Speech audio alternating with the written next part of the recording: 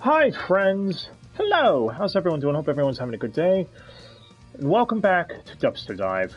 This time on a show I've been wanting to watch for quite a while, but its dub took years, literally, to come out. So, yay! This is Golden Time.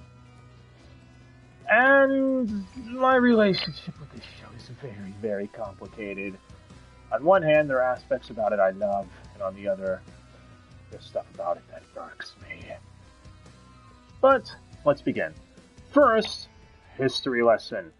Golden Time is a light novel series written by, Yuiko Takamiya and illustrated by Kometsu.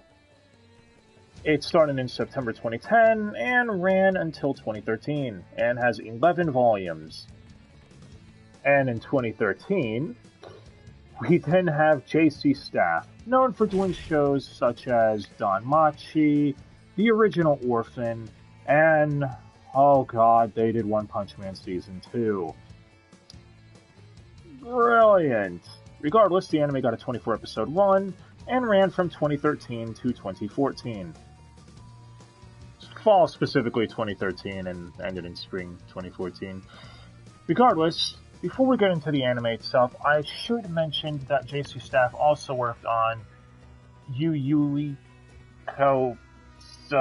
other works, known as Shakugan no Shana, Toradora, and Okami-san and Her Seven Companions. All of which I have seen going into this, so I will try not to let that bother me, because I know that comparisons are not always a best approach, and that you should always try judging something on its own merit. However, I can't promise anything. So, let's begin. Our show begins with Bon Ritada, as he is now a college student. That's one thing I will give this show. It actually focuses on people going to college for once instead of freaking high schoolers. One of the few anime that I've seen do that in a while. Anyway, Bon Ritada has recently moved away from his hometown and wants to get a new start at a new private college. It is here that he runs into another new student named Mitsuo. You could basically call him best friend Kun, I suppose. Where he too is running away from his hometown, though for very, very different reasons, which Bonri finds out very quickly, as Mitsuo's childhood friend, Koko Kaga, yes, that is her name, it is incredibly silly, shows up saying that she's joining the same college as Mitsuo simply because he's there. She's kind of his stalker in a sense. So now Bonri is forced to be in the middle of this sort of relationship drama because Mitsuo ran from his hometown to escape Koko, whereas she followed Mitsuo there to pursue his life even further. And nonsense ensues. Compounding matters is you find out very early on that Bonri suffered an accident and has lost most of his memories. How he got into college afterwards, I don't know, but I guess he only forgot about his personal life? Whatever. Regardless, by the end of the first episode, you realize that there's going to be a lot of complications here, as Bonri is trying to struggle with that while dealing with his new friend's mishaps. Other characters get involved too, and it's just a wild ride. I'm trying my best not to spoil anything, but this anime is a character-driven romantic drama, and it's kind of hard not to, so I can't go any farther than that. I will say, though, the character writing is quite decent, and I highly recommend watching the show if you can. Moving on to the animation, once again, I have to go based on what people have said online, since I'm not very good at this sort of thing. And people have said it's average. Again, with a show like this, you don't need over-the-top animation, so it's fine. Now for the soundtrack, once again, same thing. For a slice of life like this, you're not going to hear any heavy hitters. I will say it does have some really good crafted piano pieces, though. Overall, Music gets a solid pass. Now, for the part that everyone is really here for the title of the show, the English dub. First, though, a little more history. Sentai Filmworks had licensed this anime back in, I believe, 2014. From everything I could look up, they then put out subtitled-only releases, culminating in a collection of all 24 episodes in sub in 2017. November 2017, to be exact. It was then announced early 2019 that an English dub release would be coming out at the end of the year. And in December, we just got that. 2 months ago, in fact. I will say this is one thing about Sentai Filmworks that really irritates me. Don't put out a subtitle-only release, please, especially if you're planning on re-releasing it just a few months or years later with an English dub. It's the same thing they did with Camphor, and they're also doing it with To Love Ru. These things should have launched with a dub in the first place. But I digress. Anyway, Bon Ritada is voiced by, oh god, Mike Himoto? I think that's how you pronounce that? Himoto? Whatever. He is someone I couldn't find anything on.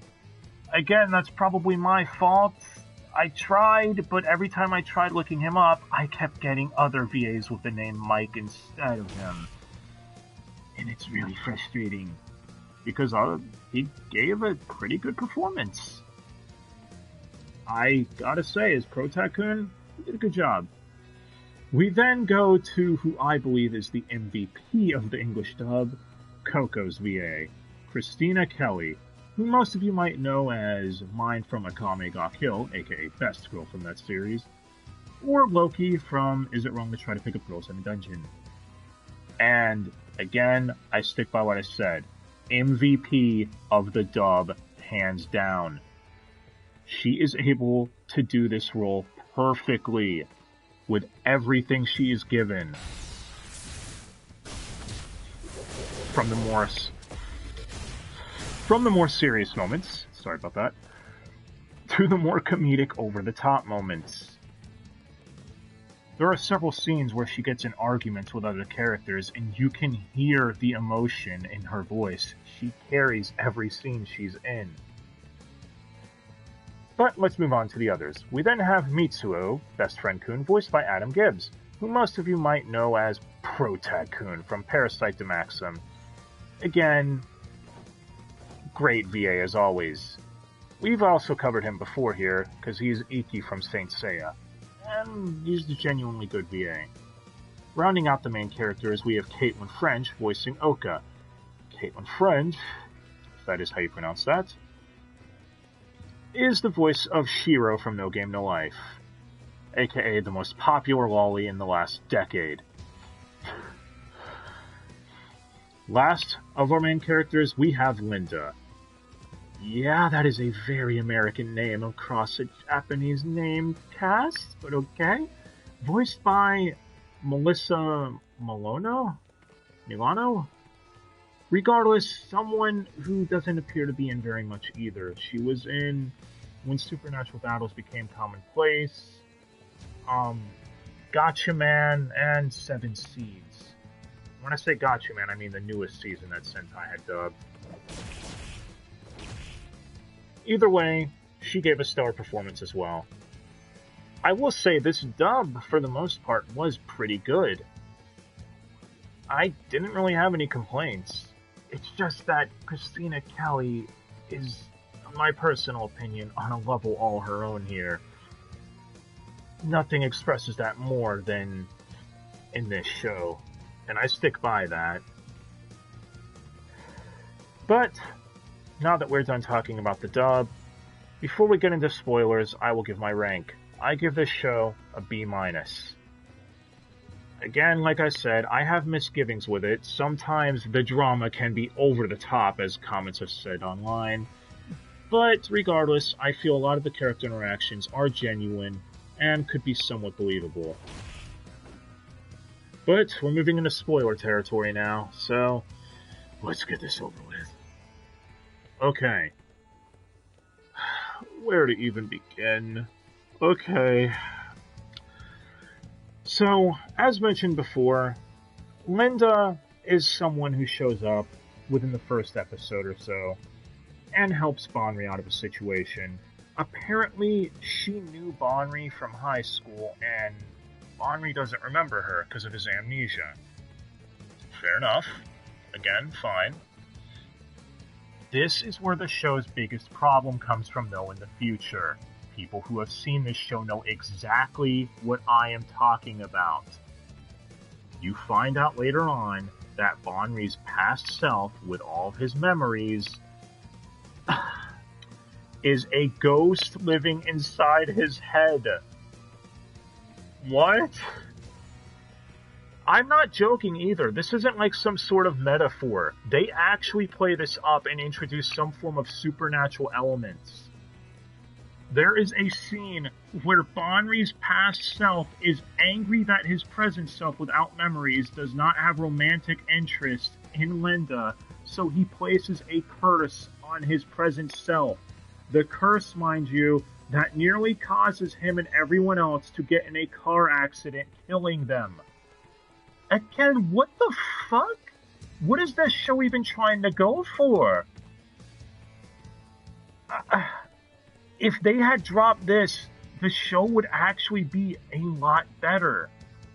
If they had said the car accident incident, if they had said that wasn't from the curse or set that up, it's a believable situation that could have worked on its own. It cheapens it a bit. Now, I should mention the main ship, which is Bonri and Coco, because, yes, again, the comparisons to Toradora are going to show up now. Bonri and Coco end up slowly developing feelings for each other, and it's pretty obvious early on that that's the direction it's going to go. Not bad, just a comparison. And honestly, at first, I was probably in the minority of this. I didn't see the chemistry between them, but it started working out as it went on, and that makes sense.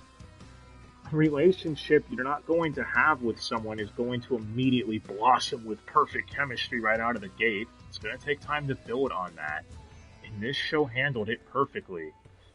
For the most part, there were moments where it was like, what? What are we doing here? Which I should bring up, this is one of those shows, if you're not paying close attention, or if you walk away from it for a bit and come back later, you might be remiss as to wondering, how did we get to this point? It's one of those anime where the most minor detail could be brought up later. Not a bad thing, just something to note. Speaking of Toradora, the comparisons do continue, with best friend Kun Mitsuo being rejected by the lolly, Oka, just for her to later develop feelings for him. Much like in Toradora. Again, it's... I wasn't going to compare, but it's hard not to when you notice similarities like this. Regardless, like I said, the anime is not bad. It is really good. I highly recommend watching it, especially if you're a fan of romantic slice of life. The supernatural element, though, I'm gonna be blunt, it can eat a dick. It was really stupid, and again, we're in spoiler territory. The ending actually has it where Linda has to profess that she would have said yes to the ghost when it had asked her out before, for the ghost to pass on? But pass on where? It's Bonri's past memories. It doesn't go to the afterlife. So what the hell does that even mean? I should also mention Bonri's accident of him losing his memories was him falling off a bridge. So Linda feels bad because he apparently told her he loved her and she said, "Meet me at the bridge tomorrow. I will tell you how I feel then." Seems a little convenient he fell off the bridge there. I'm not saying it's shit writing, I'm saying it's convenient and also terrible luck. I know it sounds like I'm being really hard on this show, and I am trying not to. I really am. But this is the other issue I have with the anime, and this is more of a me problem. I'm not a fan of the amnesiac plotline in the slightest. Sure, it can be used properly, and this show kind of did, but the way I see it, the amnesia plotline is used that way you can have some sort of contrived reason to have the main character remember even important plot detail later, that it's like, oh yes, that's what happened, or this is the case. To try pulling a plot twist out of nowhere. Not all shows have this problem, or all forms of fiction that use amnesia have this. It's just a personal pet peeve of mine that I've never been a fan of because I've seen so many of them do it that I'm immediately pushed away when I hear a premise like it. Either way, it was done masterfully in episode 16. After the car accident, which was caused by Coco, by the way, she begins doubting herself, wanting to run away to not put anyone in danger ever again. She gets in an argument with Bonri, who, by the way, this point are dating. Bonri tells her you can't just run away whenever you face troubled times. You can't run off and start over from scratch just because the going gets tough. You need to keep going and face what's happening. You don't have the right to run away and forget about everyone else, because that's not the right thing to do. How could you do that? She immediately turns this around on him, though, by saying you have no right to say that when you're doing the exact same thing, since you have no memories of anyone and all you want to do is run away from your past instead of face it. Again, this was a really well-written scene. Everything about it was masterfully handled and voice acted in the dub.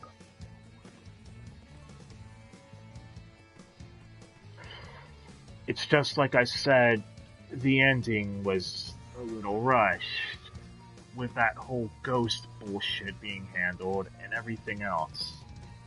Near the end game, Bonri gets his memories back and starts constantly shifting between the two personalities of past Bonri and present Bonri, yet having memories of neither when they take over. Again, I found this to be really stupid. It's one of those things where it's a personal pet peeve of mine, like I said, and I realize that. Regardless, this was still a great anime. Is it perfect? No. Is it still one of the shows that's worth watching? I would definitely say so.